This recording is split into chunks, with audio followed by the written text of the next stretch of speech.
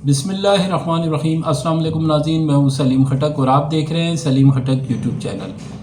Modi अडनी Israel इत्तेहाद का पोल खुल गया। ऑपरेशन सिंदूर में शिकस्त के बाद भारत आलमी सतह पर तन्हाई का शिकार। हम सहूनियों पर कोई रहम नहीं करेंगे, ईरानी सुप्रीम लीडर आयतुल्लाह ख़ामनेई। जंग में अमरीकी शमूलियत की खबरें, तेल की कीमतों में ज़बरदस्त इजाफा। ईरान में मोसाद का खुफिया अड्डा और 8 जासूस पकड़े गए। तो नाज़रीन, इसकी डिटेल में जाने से पहले अगर आपने हमारे चैनल को अभी तक सब्सक्राइब नहीं किया है तो कर लें और बेल के बटन को लाजमी दबाएं ताकि आपको नई वीडियो का नोटिफिकेशन मिल सके। तो सबसे पहले मोदी अडनी इसराइल इत्तेहाद का पोल खुल गया है। लंदन, नई दिल्ली, यरूशलेम।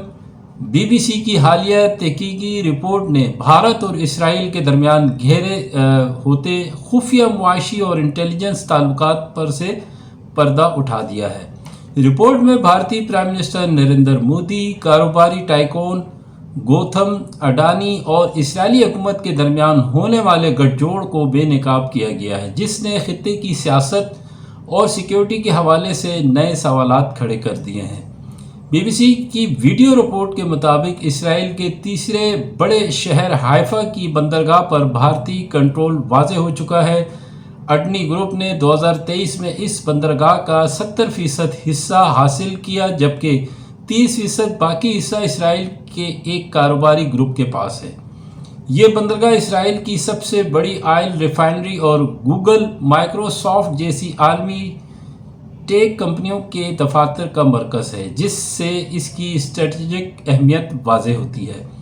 रिपोर्ट में इंकशाफ किया गया है कि 1980 की दहाई से जारी भारतीय खुफिया एजेंसी रॉ और मोसाद के बाहमी रवाबित मोदी दौर हुकूमत में बाज़ाब्ता दिफाई और इंटेलिजेंस इत्तेहाद में तब्दील हो चुके हैं। इसराइली टेक्नोलॉजी के ज़रिए भारतीय एजेंसियाँ अंदरून और बैरून मुल्क जासूसी का नेटवर्क चला रही हैं। गज़ा पर इसराइली जारियत के दौरान होने वाले ऑपरेशन बुनियादुन मरसूस और मारका हक जैसे मौक़ों में भारतीय फ़ौज की जानिब से इसराइली दिफाई टेक्नोलॉजी का इस्तेमाल इस गठजोड़ की एक और वाज़ेह मिसाल बन चुका है। मोदी हुकूमत इसराइल की प्रॉक्सी के तौर पर काम कर रही है। बीबीसी के तलखा खेज़ वीडियो ने इस इत्तेहाद के खुफिया मुआशी एजेंडे और इसकी जड़ों में छुपे स्ट्रेटजिक मफादात को बेनकाब किया। न मुस्लिम दुनिया को तशवीश में मुब्तला किया है, बल्कि आलमी सतह पर भी भारत इसराइल ताल्लुकात पर सवालात खड़े कर दिए हैं। ऑपरेशन सिंदूर में शिकस्त के बाद भारत आलमी सतह पर तन्हाई का शिकार। पाकिस्तान के हाथों बदतरीन नाकामी और मोदी की सिफारती नाअहली के नतीजे में भारत आलमी सतह पर तन्हा हो गया है। दी वायर ने भारत की सिफारती नाकामी पर कड़ी तनकीद की है।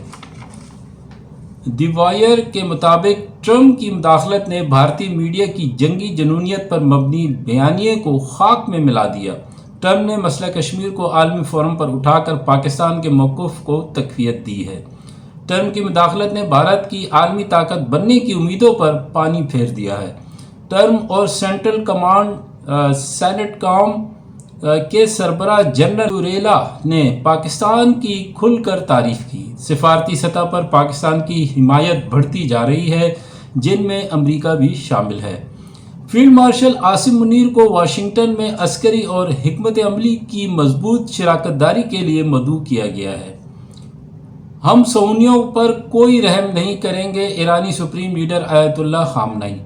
एक्स पर पैगाम दिया है कि हम दहशतगर्द सहूनी हुकूमत को एक ताकतवर जवाब देना होगा।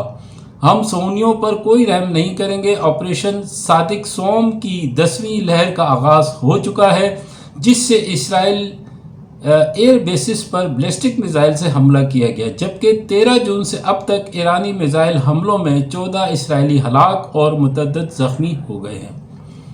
जंग में अमरीकी शमूलियत की खबरें, तेल की कीमतों में ज़बरदस्त इजाफा। ईरान में मोसाद का खुफिया अड्डा और 8 जासूस पकड़े गए हैं। उनसे लदा एक मिनी ट्रक पकड़ा है। ईरान की सिक्योरिटी फोर्सेस ने एक ऑपरेशन के दौरान मोसाद के 8 एजेंटों को भी गिरफ्तार करने का दावा किया है। तो नाज़रीन, ये थी आज की अपडेट्स। इंशाल्लाह नई अपडेट के साथ दोबारा हाजिर होऊंगा। आखिर में आप वीडियो क्लिप ज़रूर देखें। मेरे दोस्त मेजर गोबर आर्या जैसे कि उन्होंने एक वीडियो बनाई है जिसमें उन्होंने हमारे फील्ड मार्शल आसिम मुनीर के हवाले से, जिनका दौरा अमेरिका का है, उस हवाले से कुछ बातें की हैं। तो मेरे ख़्याल में जो मैंने न्यूज़ शुरू में बताई है तो मेरे दोस्त समझ गए होंगे। आप इनका वीडियो क्लिप देखें, मुझे इजाज़त दें और फिर आप इससे अंदाज़ा लगाएं कि भारत को और इंडियन मीडिया को कितनी तकलीफ़ है कि पाकिस्तान को पूरी दुनिया में सराहा जा रहा है। पाकिस्तान ने जिस तरह इंडिया से जंग जीती है उस हवाले से भी सराहा जा रहा है। तो भारत को बहुत तकलीफ़ है इस हवाले से। और नाज़रीन, जैसे जैसे ईरान इज़राइल के हवाले से न्यूज़ आएगी मैं इंशाल्लाह शेयर करता रहूँगा। देखने का बहुत शुक्रिया। Thank you very much. Pakistan जिंदाबाद, हमेशा पाइंदाबाद। अल्लाह हाफिज़। से पाकिस्तान में तो है ही दोस्तों, पूरी दुनिया में ये चर्चा है, खासतौर से पाकिस्तान में तो है ही, कि फील्ड मार्शल आसिम मुनीर को खाने पे बुलाया है डोनाल्ड ट्रंप ने 18 तारीख को। अच्छी बात है, फील्ड मार्शल आसिम मुनीर को खाने पर बुलाया है, लेकिन पाकिस्तानियों को शायद ये नहीं पता कि मेन्यू में क्या है।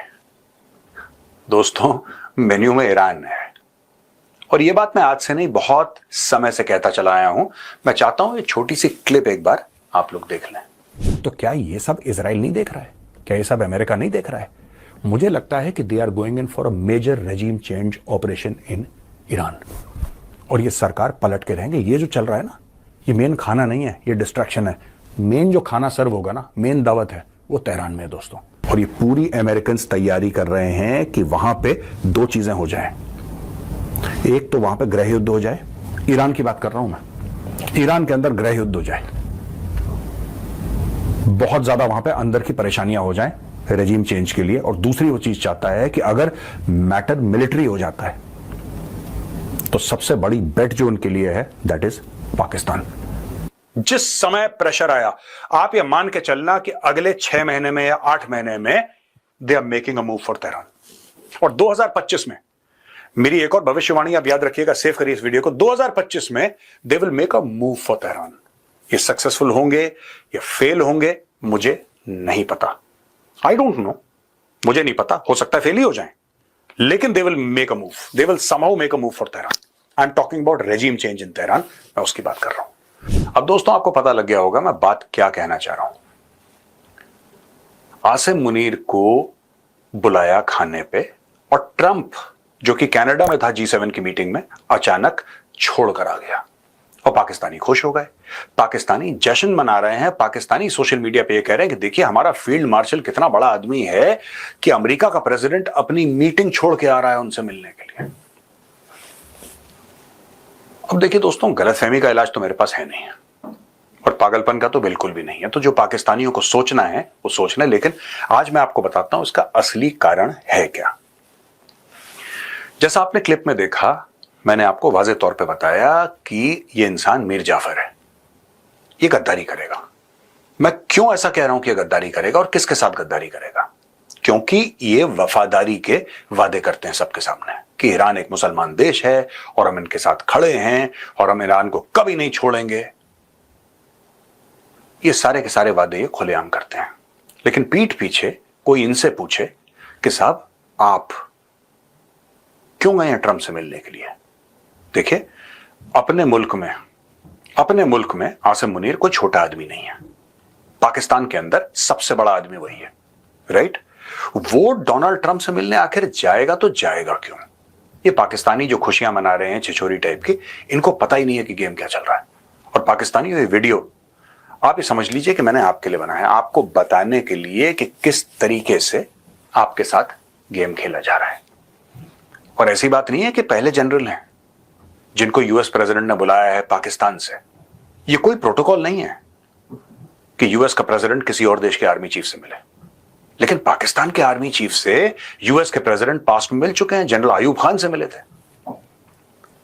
जनरल जियाउल हक से मिले थे, जनरल परवेज मुशर्रफ से मिले थे, खाने पे मिले थे। लेकिन दोस्तों तब मिले थे जब ये तीनों के तीनों हेड ऑफ स्टेट थे। They were the ultimate formal bosses of Pakistan, क्योंकि तीनों ने कू करा है। तो जब तीनों ने कू करा है, तो जब ये बॉस बन गए पाकिस्तान के, तो फिर अमेरिका का राष्ट्रपति इनसे मिला, उस समय जो भी राष्ट्रपति रहा होगा। आप कभी ये सोचिएगा कि क्या प्लानिंग हो रही है। आपको एक बात तो पता ही है कि पाकिस्तान ने ईरान का जो बॉर्डर था, पाकिस्तान और ईरान का बॉर्डर, आपको तो बात पता ही है कि उसने ब्लॉक कर दिया। उसने बोला भाई यहां से ना कोई बंदा वहां जाएगा, ना वहां से यहां आएगा।